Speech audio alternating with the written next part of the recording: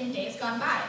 The past is a vault of valuable lessons, but is also a treasure trove of memories, which are fun to look back on. Let's think back.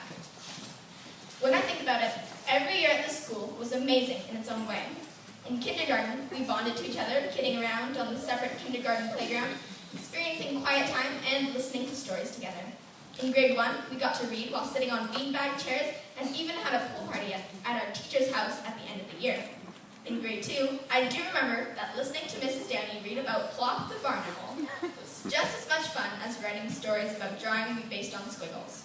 Then, the competition heated up in grade 3 when we had to do 5 math questions every morning and had a point system for each row of students. That was fun, but a little tense. Grade 4 was another shocker, as this was the first year which we were split into different classes. Mrs. Kozak's class had a Harry Potter-themed point system, while students in Mr. Cummings' class were right next to the heating system and played tons of fun gym games. Grade 5 was also a year in which we were in 2 classes. We did a huge science socials mashup project and learned all about the environment and the history of Canada. Last year, grade 6, we saw what it was like to rotate classes, just like they do in high school. I remember lining up at the halls, waiting for our next subject to begin. We made books about ancient Greece and Rome, put on the French play Les Trois Petits Cochons, and stuck Mentos in Coke to watch it fizz and explode. Every year was different and fun. This year, I have to say, put all the other years to shame.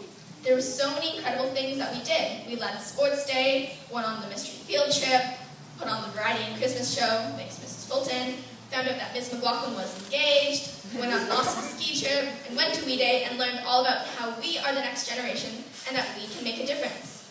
These last couple of months, we have all been mentally preparing ourselves for high school, and also saying amongst ourselves, ugh, I don't want to go to high school. For me, being in grade 7 came as kind of a shock. All of a sudden, I was one of the oldest students in the school. I remember being a small student here at Glen Eagles. I was always looking up to the grade 7s. Physically and mentally, I was a short child. They were so big and scary and loud. I thought they were the coolest people ever. However, I never realized or thought about where they went after grade 7 or what it was like to be one. Well, time marches on, and I guess I did find out eventually. I think the grade 7s in this school have had an amazing time, whether they've been here for a year or for 8. The group of grade 7s here have been such exceptional, fantastic students that we've made this year and all those in the past unforgettable. Now we have some amazing memories that we will remember for a long time.